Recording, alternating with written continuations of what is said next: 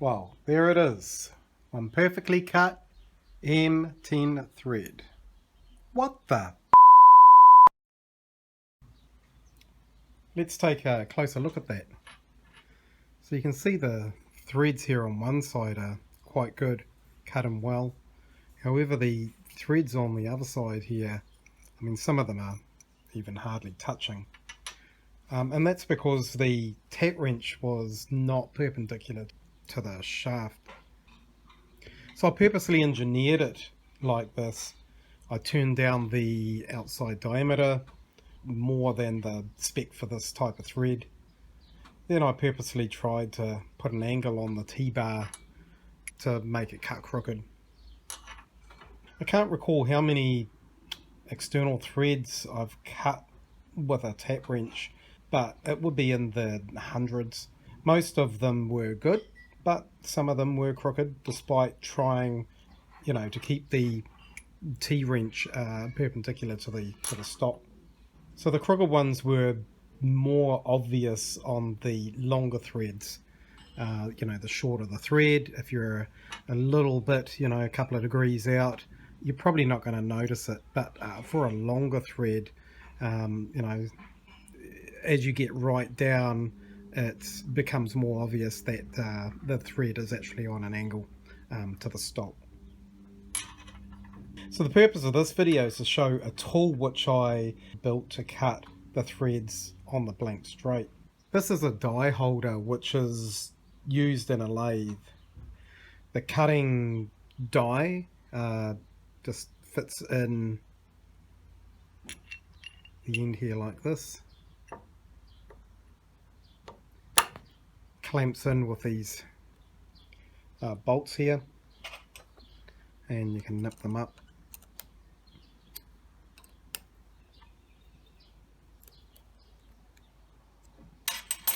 There's the center one there. So this is a split die. The die holder can be used for these size dies or for the smaller ones at this end. So it can go on either way. This part here goes into the chuck that you have in the tailstock of your lathe. Then the die holder slides onto that. I normally put a bit of CRC or WD-40, I think you call it in the States, on the shaft there. I mean, there's no pressure pushing this sideways, it's just rotation, but it's best to use a bit of lubricant just to make sure it doesn't wear out. And the body just slides on that, and you can see there is a hole in the side there, and that's for this other bar which fits into the hole. This is a bar that you can use for leverage, and then basically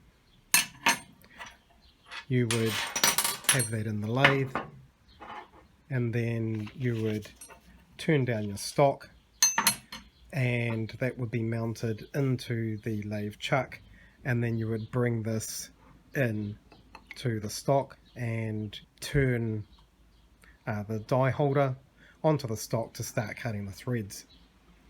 Now, provided your center of the chuck and your tailstock are in line, then you're going to get a perfect thread right down the shaft. This bar that I put in the hole here for leverage, I use that for the bigger threads. If you're cutting smaller threads, or if you're cutting threads in soft materials like brass or aluminium, you probably don't need it. You may be able to do it by hand. Just remember, I'm doing this all manually, so I'm not doing it with the power on the lathe. Just holding the die holder still, and I'm turning the chuck, which turns the work and threads it into the die. So I was going to show this tool in action on the lathe.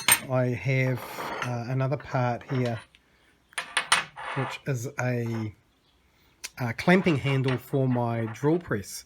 So basically it just screws in the back of the drill press and the handle hangs down, and then when you want to lift the table up or down, you need to loosen this clamp off. So the issue with this clamp is this part of it is not long enough.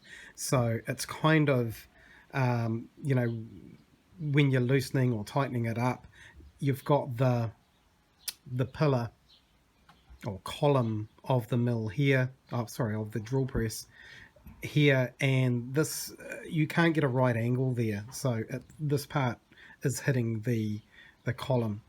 So what I want to do is make this part here longer, and also the end of the thread here doesn't go to the end of the cast, you know, coupling, or the threads in there, you know, acting as the nut for this. I'm going to make the thread a little bit longer, and I'm going to make this part here a little bit longer, and then that would work out quite nicely. I turned up a piece of raw stock, so this is about, I think, 16 millimeters or 18 millimeters, and that I've turned that down to the size here, which is a half-inch thread. Now I've got a couple of tap sets. I have a metric tap set, and I have a mixed metric and imperial tap set, which I inherited. They're quite old, but the mixed one has a lot of the imperial threads in there. Now I have a half 13, but for some reason this is a half 12.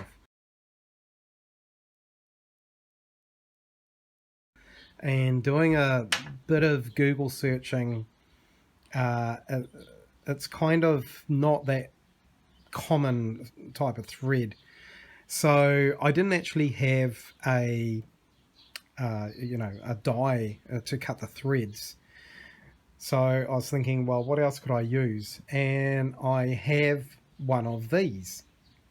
So problem solved. Well, not quite, because this lathe has a, I think it's a metric lead screw, and you can get change gears, but I didn't get any change gears with it. So right now it's set up for cutting metric threads, so I can't actually cut the 12 you know, TPI pitch that I need to cut onto this blank here. So that was going to be the demonstration, and I can't do that, so now I'm going to have to look for other options. I might have to check with some family members who are in engineering to see if they've got a die that they can run across this and make this part up, and then I'll finish that little project off. But we want to see the tap holder in action. So what I'll do is I'll just put a bit of you know, stock in the chuck of the lathe, and I'll mount this up, and we'll just run some threads and show you how it works.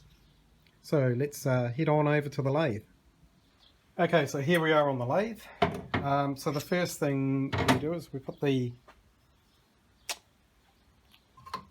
chuck into the tailstock.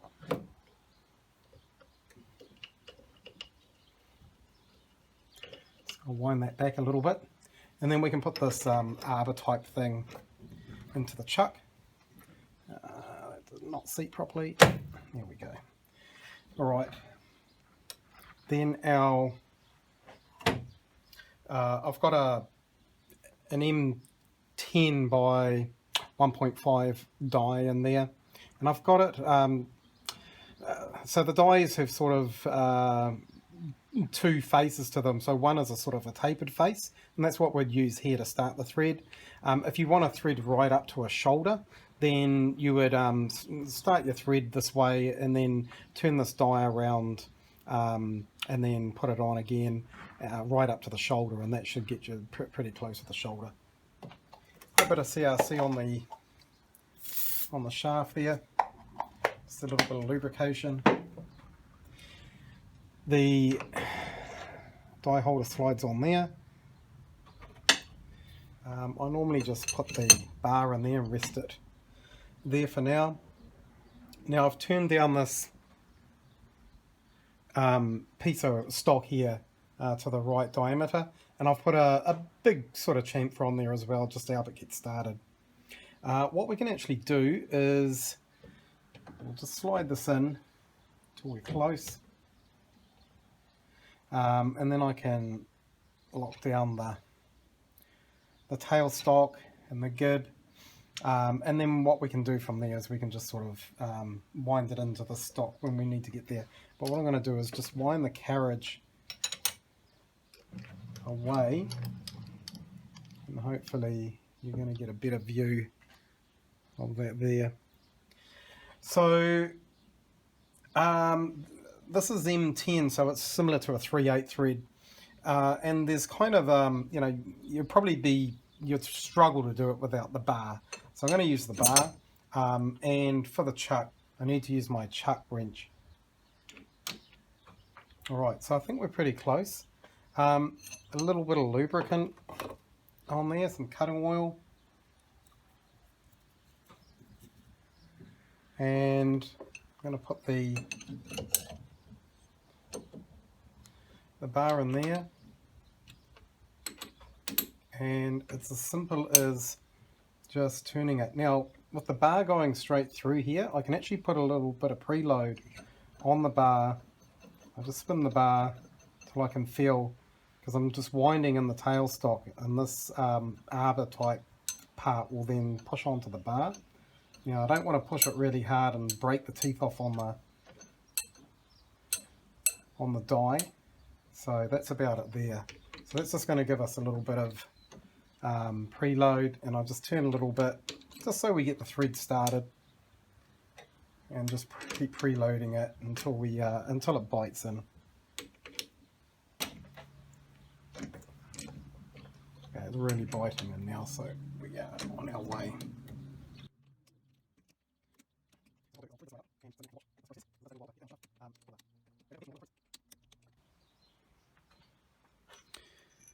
Okay, so that's done. It came out pretty good. Nice fit on there. This time the threads are all the way round the blank, which is very nice, and that's to be expected with the tailstock, and lining everything up with the center of the chuck of the lathe. Anyway, that's pretty much all I wanted to show. If you want to make a tool like this, I went on the internet and I looked up a lot of die holders for the lathe. Went through a lot of videos, and I found the one that I wanted to make with the features that I wanted. The bigger dies to suit my big dies, and the smaller dies on the other end. Some of them have knurled bodies, and they don't have a bar that you can do. Maybe that's for mainly the smaller threads, and the ones in brass or aluminium, the softer metals. But anyway, I do a lot of M10, M12 and M16. So I needed something with the hole with the bar, so I could do that. I'm going to put the dimensions up on the screen so that you can see what dimensions I have for this one, because what I found is a lot of people show you how to make these types of things, but they don't give you any dimensions, and 90% of making something like this is actually planning and working out. So I'm going to put that up there just to give something back to the viewers. I've been on a lot of sites and seen a lot of people making these things, so for those people, time and everything, I'll just put something back and maybe some references down there of the videos that I saw to make this. Here are the plans that I sketched up. I've done them, or tried to do them, in both metric and imperial measurements, just to help out. To be honest, there's really no critical sizes. I guess the only two are the size of your dies. So I presume they're a standard size, but you may want to check that before you bore out the ends, just to make sure that you bore them out to the correct size to fit your dies. Just note that the bar actually is smaller, or the widest part of the long bar is a smaller diameter than the hole down the center, and that's useful if you have dies that maybe are a little bit out of shape. The ones I have, some of them clip in there quite nicely, and some of them are just a little bit tight. They're easy getting in, but getting them out is a little bit harder. So the bar can be pushed up the center and you can tap the die out quite easily. I wish I had created one of these years ago. I mean, this has been so useful for doing threads. I mean, it's not going to work for all cases. If you have a piece of bar that's got a 90-degree bend in it and you can't put it in the lathe, then it's not going to really work for that. But I mean, you know, you'd be using it probably for just straight bits of bar and it works absolutely great. So I wish I had created it a long time ago. It would have saved me a lot of heartache. I would have been able to cut threads straight every time. Just one final thing. This is the first YouTube video I've created for this channel. You know, hoping to make a lot more. I've got a lot of stuff in the garage that I want to go through and take some video of and post it up. Things that I have done, you know, by watching other YouTubers putting videos and information up on YouTube. So I'll, you know, want to do some of that and give some of that back and show the things that I've done. So there'll be more videos coming. Thanks for watching.